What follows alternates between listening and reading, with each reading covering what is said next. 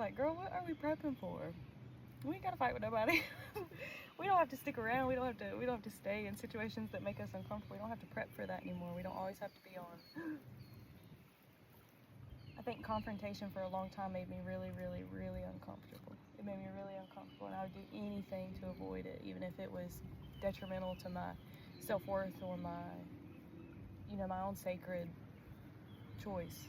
I'm really just trying to get myself to soften and to understand it's okay, we're safe. We're safe, we're safe, we're safe.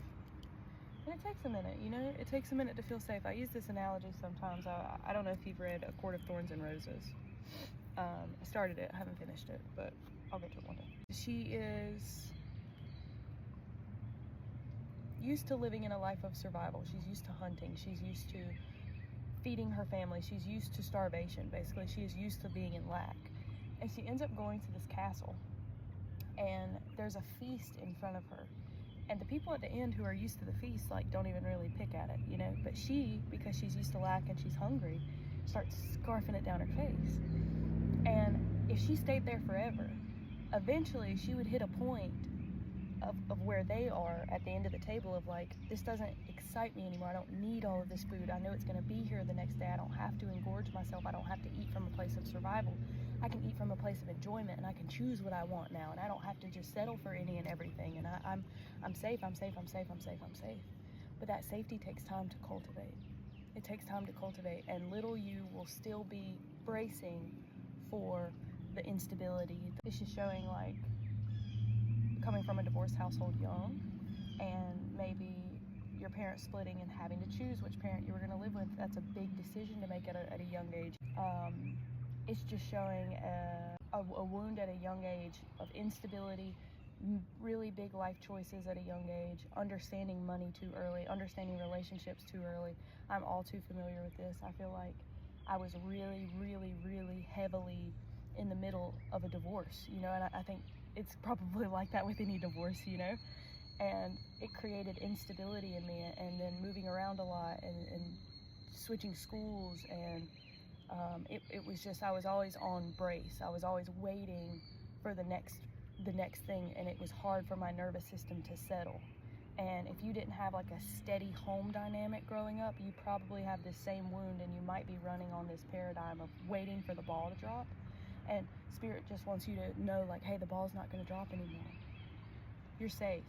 You've went through so much, and you've alchemized so much. We don't have to go through that again. We don't have to go through that again. Anything that life throws at you, you're totally prepped for. You're totally set up for. You're okay. It doesn't have to feel so big and catastrophic. You're not a little girl anymore. You're an adult woman. You have the resources, the tools. You've worked on yourself. You spent time with yourself. You're safe. You're safe. You're safe. But it's going to take time to feel that. It's going to take time for your nervous system to catch up to that. It's going to take a minute. It's going to take you a minute. It's going to take you.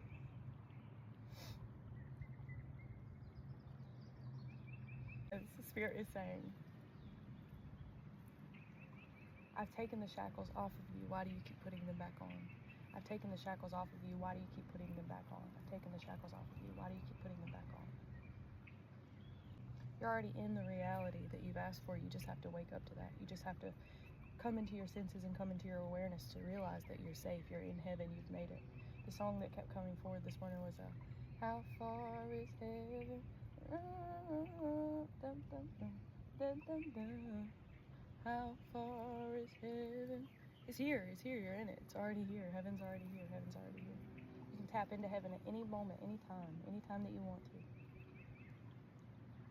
It's a state of being. It's a state of feeling. It's a state of consciousness.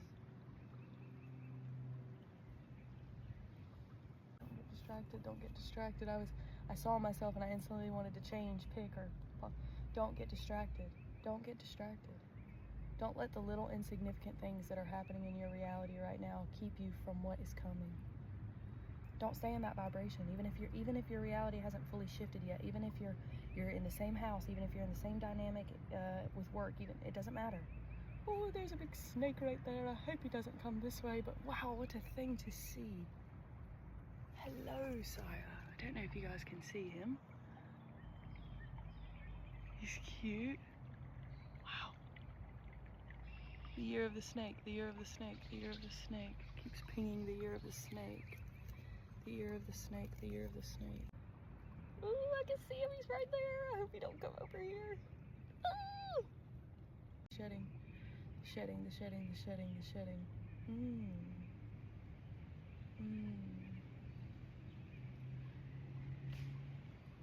Wow. As soon as I said the shedding, a big huge piece of bark fell from the tree.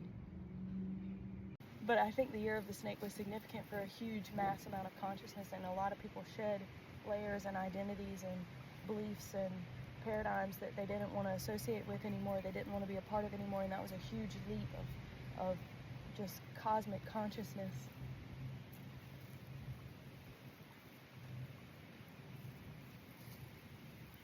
And I do think that Christ has returned through us.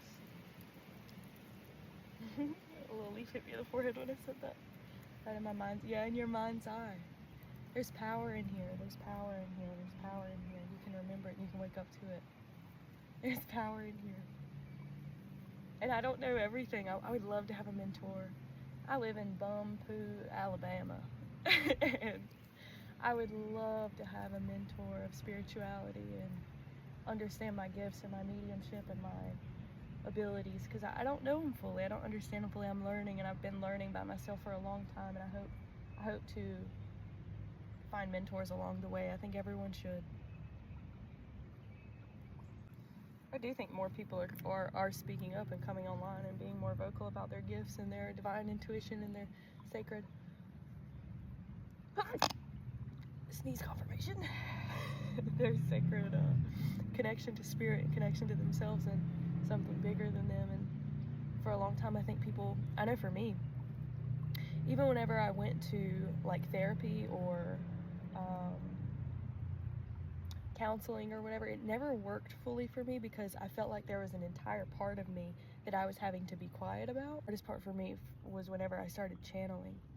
I was like, nobody can see this version of me. No one can see that I can do this. No one's gonna believe me. Everyone's gonna think I'm crazy. And it kept me quiet for a long time, but my channels are what got me through like some of the lowest points of my life. And when I felt like I couldn't talk to anyone else, I knew Spirit was calling me home to myself. For so long, I hid that part of me and I ran from it out of fear of my own power. Don't be afraid of your own power. You're safe. If you can balance yourself out, if you can really tap back into your chakra system and regulate yourself and tap into your nervous system and center yourself, let them think you crazy. I am a centered, healthy, strong, independent individual, and I have a community of people that understand me, and I'm loved and I'm safe, and I've got something bigger out there that I can connect to, and I don't have to live off of the label that you give me. I remember being so medicated for so long. I was on ADHD medicine, I was on antidepressants, I was on anti-anxiety medication, I was on birth control, I was on I feel like there was something else that I was for so long. I mean, for years and years and years and years, and I don't take anything anymore, and I'm the happiest I've ever been. I have less panic attacks. I had a panic attack and I couldn't tell you it. I don't binge drink every night. I don't binge and purge food every day. I'm not afraid all the time. It used to be my everyday existence. Feeling anxious, feeling like I was about to lose something, feeling like someone was about to abandon me, picking myself apart, being negative all the time, being afraid of being judged, silencing myself, not saying no to things that make me uncomfortable. That was my day-to-day life. Going to a 9-to-5 that I hated, putting up with customers that were disrespecting me because I had to stay because I needed the money, being a slave to money, being a slave to selling my time for money. My entire existence has changed, but I still have days like this. I'm still a human, and I'm in this in-between period of where some things haven't fully landed yet, but I have undeniable faith that it's going to. I have faith that it's going to. I have cultivated a relationship with myself, a relationship with spirit, a relationship with my channels, a relationship with the earth. I feel like I'm connected to something again. I feel like I'm expressing more. I feel like I'm creating again. I'm channeling again. I'm tapping into my gifts again. And I want everyone to be able to do this because I think everyone can do this. I think everyone can do this. I think everyone has gifts inside of them. We've just been so structured and so for so long that we forgot about them. It's showing the analogy of the scientist who put the the fleas in the jar and they put a lid on top, and they lived like that forever and ever and ever and ever and ever. And one day when they took the lid off, they didn't jump past the height of the lid because they didn't know it was possible for them. There's so much that is more possible gifts than it's showing hands, healing hands. Somebody in here has healing hands. I remember whenever I was first going into deep meditations, my hands would vibrate and I thought something was wrong with me. But it's your chi, it's your power, it's you coming online, it's you coming back online. You can feel your chakra system, you can feel your nervous system, you can feel things outside of your physical. Don't run from that gift, don't run from that ability, don't run from source, don't run from who you are. Stop shaming who you are. Show up for yourself in authenticity. Show up for who the real you is. Stop masking, stop masking, stop masking. You're perfect as you are. You're perfect as you are. Yeah, the wind's picking up, honey. You are perfect as you are. Little frog just jumped in there. And remind yourself of that too, and sit in grass sometimes. And I've had to go outside a few times today and just touch my chest and touch my tummy, my heart chakra, my solar plexus area, and say, I'm confident, I'm safe, I have high self-worth, I'm safe, I'm safe, I'm safe. Nothing can get to me, nothing can hurt me. Judgment can't kill me, judgment can't hurt me physically. It's not real. None of that is real. It's not really going to hurt me. I'm okay, I'm safe to be me, I'm safe to express, I'm safe to have a voice, I'm safe, I'm safe, I'm safe. And again, I know I say it all the time, especially if you're an SA victim, I'm safe.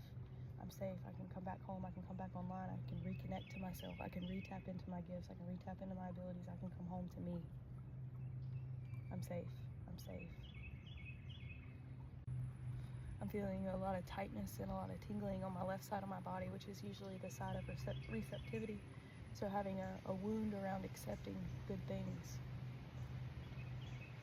You're having a hard time accepting that you've made it, that you're in heaven, that you're safe. You're having a hard time softening. It's okay to soften. It's okay to soften.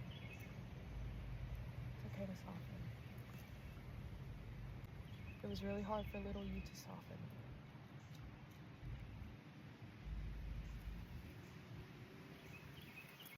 You get to decide now, and the universe wants to support those decisions. Don't wait for the universe to provide and then decide. Decide first and trust that the universe will provide after.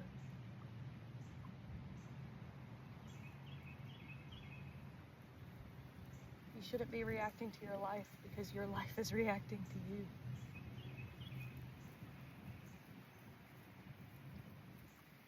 Stay firm in what you're choosing and let the others fall apart slowly.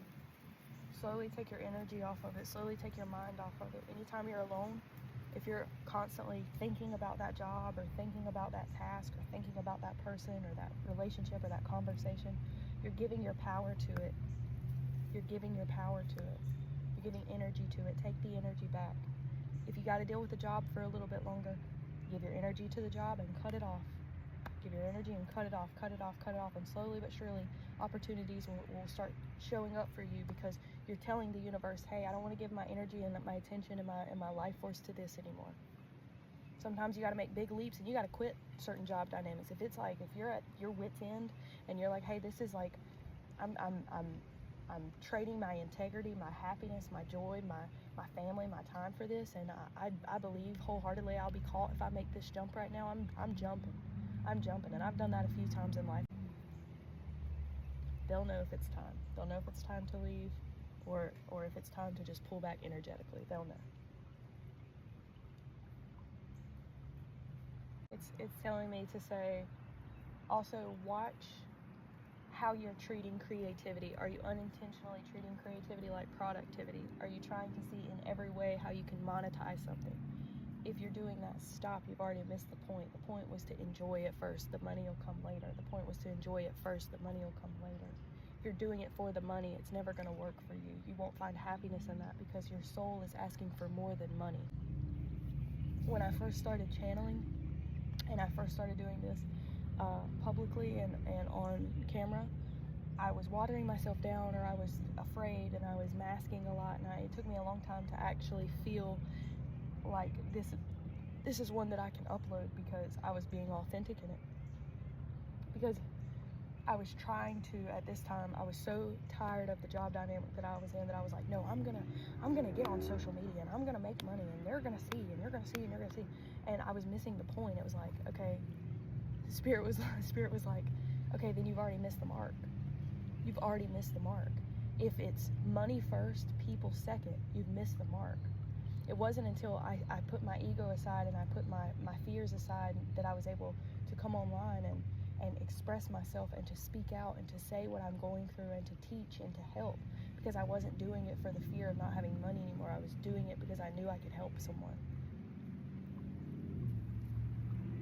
while still honoring my energy and honoring money and loving money and knowing that whenever I do energetic exchanges for money, that's okay and I'm able to receive. Oh, it's the ping of the left and having a hard time receiving. Maybe it's hard for you to, maybe it's hard for you to charge for services in energy because you haven't built the confidence up, or you don't think that, what if they don't think it's worth it? What if they don't think I'm worth it?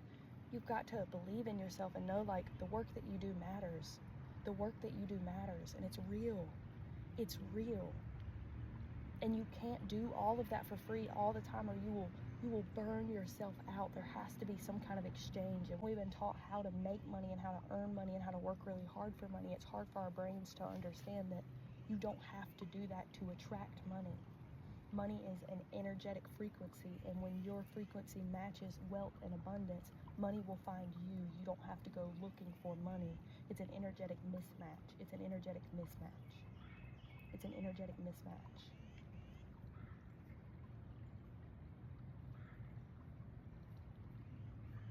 Fear and money should never go together. And if every time money comes in, you look at your phone in fear, or you open up your bank account in fear, or you're thinking about, I've got to pay this bill on this date, and fear is behind it, money won't want to come back around. It likes to be in an environment of abundance, of growth, of overflow. Your brain is your garden. Your thoughts are your garden. Are you running off of what someone else planted in your garden a long time ago? If so, uproot it. If so, uproot it. If so, uproot it. And plant your own ideas, plant your own thoughts, plant your own. Seek out people on the internet who are living the life that you want to live, to teach your brain, this is possible for me, this is possible for me, this is possible for me. Separate yourself from the lack mentality. If you're around a lot of people and when you tune in, they're talking about how the glass is always half empty and how everything's going wrong and everything's bad and everything's negative and negative, negative, negative, negative, negative, negative. And it's hard for your light to shine, and it's hard for you to be positive, and it's hard for you to be abundant. Sometimes Spirit will separate you so that you can hear, you can weed out the negativity and hear the sound of abundance, so that you can exist in the sound of abundance again, so that your frequency can get higher and higher and higher, and you can start to magnetize your people, magnetize opportunities, magnetize growth, magnetize money. Don't be afraid of money. Don't be afraid to receive money. Don't allow fear and money to be in the same energetic field, to be in the same sentence, to be in the same feeling. Whenever you think about money, talk about money, feel into money, let it be in a sense of overflow, abundance, and love. Being grateful, not being afraid. Despite what you're seeing on your phone, despite what you're seeing in this bank app, you're okay. You've been okay. You'll be okay. All is well. All is well. All is well. If your reality hasn't caught up to you 100%, if your reality still hasn't caught up to your mind, if your reality still hasn't caught up to your new identity, it takes a minute. Don't shake. Don't alter. Stay on course. Keep your mind in the right direction. Look at the good more than the bad. Sit in a state of prosperity. Sit in the earth. Talk to the trees. Listen to the birds. The frequencies will lift you. The frequencies will uplift you. It's the natural frequencies of the earth. It will uplift you. Sometimes our brains are hearing too much noise all at the same time. It's too much. It's too much. It's too much. It's saying, sit in nature as much as you can. Sit in silence as much as you can. It'll do good for you. Especially if you're the type of person that has a lot of thoughts going on at the same time, and downloads, and your clairs are going off. It's important to learn how to balance these things out so that you can sit in peace, so that you can sit in a quiet state, so that you can become receptive. when you're in a state of when you're in a meditative state that is quiet, you're in receptive mode. If you can't get there, take a nap. But practice. The more that you practice, the more that you sit in nature, the more that you can find some silence, the more space that can be created for your channels, your downloads to drop in, your gifts to drop in, your abundance to drop in, your reality to change. Oop, and a blue butterfly just flew by, which is a ping from my spirit guides that I'm on the right path, especially around love. So if you have relationship anxiety, or if you have where maybe you've been questioning, is this person really safe for me? Am I safe to soften? Am I safe to soften? I think that was a ping from the universe of yes, it's safe to soften. It's safe to soften. It's safe to soften.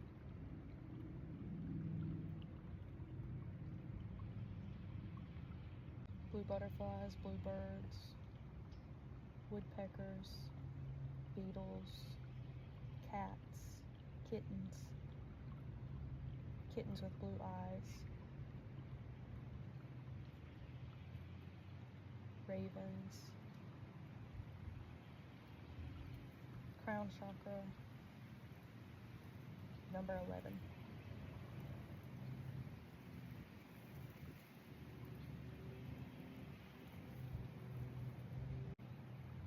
I think that's it for that channel. I'm gonna come back now and actually paint and hang out with little me, and I'm gonna cut the cameras off to do that.